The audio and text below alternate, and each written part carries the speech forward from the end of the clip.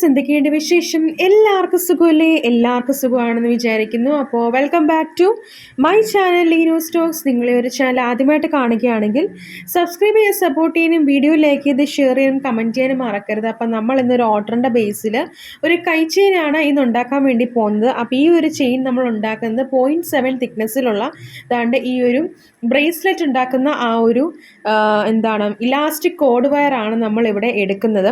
ഇത് നമ്മൾ കുറച്ച് ലെങ്തിലൊന്ന് കട്ട് ചെയ്തെടുത്തിട്ട് നമുക്കിപ്പം നമ്മുടെ കൈവണ്ണമൊക്കെ നോക്കിയിട്ട് വേണമെങ്കിൽ കട്ട് ചെയ്തെടുക്കാം. ഇപ്പോൾ നമ്മൾ ഒരാൾക്ക് ചെയ്ത് കൊടുക്കുകയാണെങ്കിൽ കസ്റ്റമറിൻ്റെ ആ ഒരു കൈവണ്ണം ചോദിച്ചിട്ട് അങ്ങനെ നമുക്ക് ചെയ്ത് കൊടുക്കാൻ പറ്റും.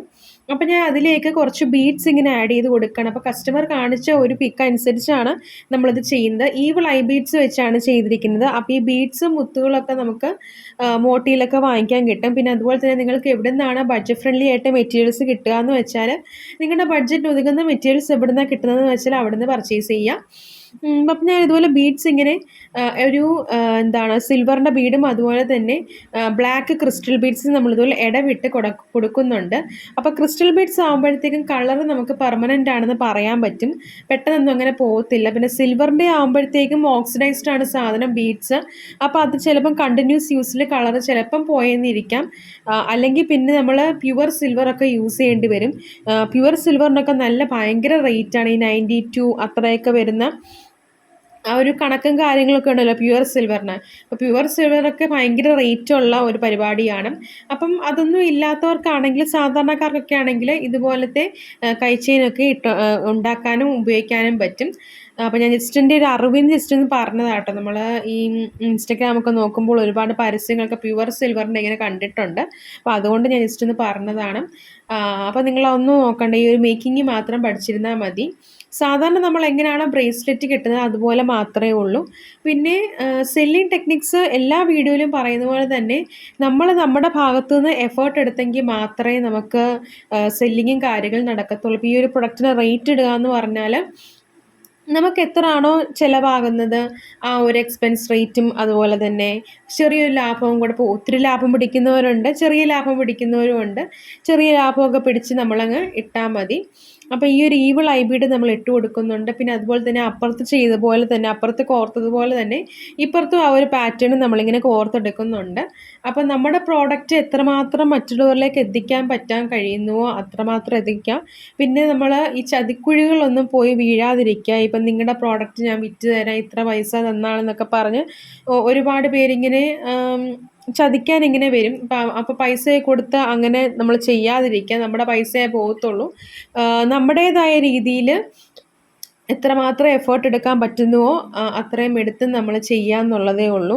ചിലപ്പം നമ്മൾ പൈസ കിട്ടുമെന്ന് വിചാരിച്ച് ഒരുപാട് ഓരോ വെബ്സൈറ്റിലൊക്കെ ചെന്ന് ചാടുമ്പം ആമസോൺ, ഫ്ലിപ്കാർട്ടൊക്കെ എന്നൊക്കെ പറഞ്ഞിരിക്കുന്നത് GST രജിസ്റ്റേർഡ് ആണ്. അപ്പോൾ അതിൽ നമുക്ക് GST ഉണ്ടെങ്കിൽ നമുക്ക് സെല്ല് ചെയ്യാൻ പറ്റുന്നതേ ഉള്ളൂ. പിന്നെ കമ്മീഷൻ അവർ പിടിക്കുമെന്ന് എനിക്ക് തോന്നുന്നു. എനിക്ക് അതിനെ GSTയെ പറ്റി വലിയ ഡീറ്റെയിൽസ് ഒന്നും അറിയത്തില്ല. ഞാനാണെങ്കിൽ MSMEയുടെ ആ ഒരു ലൈസൻസ് മാത്രമേ എടുത്തിട്ടുള്ളൂ. GST ഇനി കുറച്ചൊക്കെ കഴിഞ്ഞ് പതുക്കെ അത് എടുക്കുന്നുള്ളൂ. അപ്പോൾ അത് അങ്ങനെ ഇത്ര ദിവസം തുടങ്ങുന്നവരെല്ലാവരും GST എടുക്കണം അങ്ങനെയൊന്നും ഇല്ലല്ലോ. ഞാൻ തിരക്കിയിടത്തോളം അത് 1-2 വർഷത്തിനുള്ളിൽ അല്ലെങ്കിൽ ഒരു 3-4 വർഷത്തിനുള്ളിൽ എടുത്താൽ മതിയെന്നാണ് ഞാൻ തിരക്കിയിടത്തോളം പഞ്ചായത്തിലൊക്കെ ചോദിച്ചപ്പോൾ ഞാൻ അറിഞ്ഞത്. ഇപ്പോൾ MSMEയുടെ രജിസ്ട്രേഷനൊക്കെ ആണെങ്കിൽ നമുക്കതിന് ഫീസൊന്നുമില്ല, ഫ്രീ ആയിട്ട് അവർ ചെയ്തു തരും. അപ്പോൾ ആ ഒരു രജിസ്ട്രേഷൻ ഉണ്ടെങ്കിൽ നമുക്ക് ഗവൺമെൻറ് നടത്തുന്ന എല്ലാ എക്സിബിഷൻസിനും പോയി പാർട്ടിസിപ്പേറ്റ് ചെയ്യാൻ പറ്റും.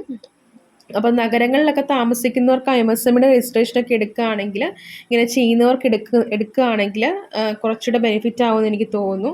കാരണം ഇപ്പം ഞാനൊക്കെ എന്ന് പറഞ്ഞാൽ പത്തനംതിട്ട ആ ഒരു ഗ്രാമപ്രദേശങ്ങളിലായതുകൊണ്ട് ഗവൺമെൻറ് എക്സിബിഷൻസ് ഒക്കെ വരുന്നതിനൊന്നും എനിക്ക് പാർട്ടിസിപ്പേറ്റ് ചെയ്യാൻ പറ്റത്തില്ല. ആകെ എനിക്ക് വരുന്നതെന്ന് വെച്ചാൽ മാരാമൺ കൺവെൻഷൻ മാത്രമേ ഉള്ളൂ. അപ്പം അതുകൊണ്ടാണ് അങ്ങനെയൊക്കെ നമ്മുടെ പ്രോഡക്റ്റ് എവിടെയെല്ലാം നമുക്ക് വിസിബിലിറ്റി കൊണ്ടുവരാൻ പറ്റുന്നുവോ അതൊക്കെ നമ്മൾ ചെയ്യുക. നേരായ വഴിയിൽ കൂടെ നമ്മൾ ചെയ്യുക, ചതിയിലൂടെ നമ്മളൊന്നും ചെയ്യാതിരിക്കുക. അവസാനം നമ്മുടെ പൈസ തന്നെ പോവും. അതുപോലെ തന്നെ മെറ്റീരിയൽസൊക്കെ ആണെങ്കിലും കുറച്ചുകൂടെ ക്വാളിറ്റി ഉള്ള മെറ്റീരിയൽസൊക്കെ എടുക്കാൻ വേണ്ടി ശ്രമിക്കുക. ഇപ്പം പൈസ കുറച്ച് കൂടുതലാണെങ്കിൽ പോലും നല്ല ക്വാളിറ്റി ഉള്ള മെറ്റീരിയൽസ് എടുക്കുകയാണെങ്കിൽ അതിനനുസരിച്ച് കസ്റ്റമർ ഫീഡ്ബാക്കും കാര്യങ്ങളും ഒക്കെ നമുക്ക് കിട്ടും. അപ്പോൾ ചിലരാണെങ്കിൽ വില കുറച്ച് ഒരുപാട് സാധനങ്ങൾ വിൽക്കുന്നവരുണ്ട്. ചിലപ്പോൾ നമുക്ക് പറയാൻ പറ്റത്തില്ല, വില കുറച്ച് സാധനങ്ങൾ ചിലപ്പം ക്വാളിറ്റിയുള്ള മെറ്റീരിയൽസും ചിലപ്പം കാണുമായിരിക്കും. അപ്പോൾ അതുകൊണ്ടാണ് പറഞ്ഞത്, നിങ്ങൾക്ക് നിങ്ങളുടെ ബഡ്ജറ്റിന് പറ്റുന്ന രീതിയിൽ എവിടെ നിന്നാണോ പർച്ചേസ് ചെയ്യാൻ പറ്റുന്നത് അവിടെ നിന്ന് നിങ്ങൾ പർച്ചേസ് ചെയ്യാം. അത് മാത്രമേ ഉള്ളൂ. അപ്പം ഞാൻ പർച്ചേസ് ചെയ്യുന്നത് കൂടുതലും മോത്തിയിൽ നിന്നാണ്. അപ്പോൾ നമ്മുടെ ഇന്നത്തെ വീഡിയോ ഇത്രയേ ഉള്ളൂ. എല്ലാവർക്കും ഈ ഒരു വീഡിയോ തീർച്ചയായിട്ടും ഇഷ്ടപ്പെടുമെന്ന് വിചാരിക്കുന്നു. അപ്പോൾ ലാസ്റ്റിൽ നമ്മൾ ആ ഒരു കൈച്ചെയിൻ ഇതുപോലെ ജസ്റ്റ് ഒന്ന് കെട്ടിക്കൊടുക്കുന്നുണ്ട്.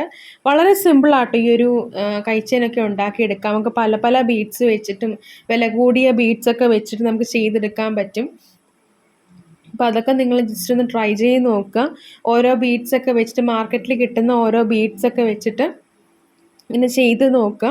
അതൊക്കെ കണ്ടിന്യൂസ് ആയിട്ട് പോസ്റ്റ് ഇടാൻ വേണ്ടി ശ്രമിക്കുക. നമ്മൾ കൺസിസ്റ്റൻ്റ് ആയിട്ട് നിന്നെങ്കിൽ മാത്രമേ നമുക്ക് സെയിൽ പിടിക്കാൻ പറ്റത്തുള്ളൂ. ചിലപ്പം ഈ ഒരു ആ ഒരു ഫീഡ്ബാക്ക് നല്ലത് കിട്ടുകയാണെങ്കിൽ ചിലപ്പോൾ നമ്മുടെ ബിസിനസ് നല്ല രീതിയിൽ മുന്നോട്ട് പോകാനും ചാൻസ് ഉണ്ട്. അപ്പം അതുകൊണ്ടാണ് ഞാൻ പറഞ്ഞത്. അപ്പം ഇതാണ് നമ്മുടെ ആ ഒരു കൈച്ചെയിന്. ഇത് കസ്റ്റമർ പറഞ്ഞ ആ ഒരു രീതിയിൽ നമ്മൾ ചെയ്തെടുത്തതാണ്.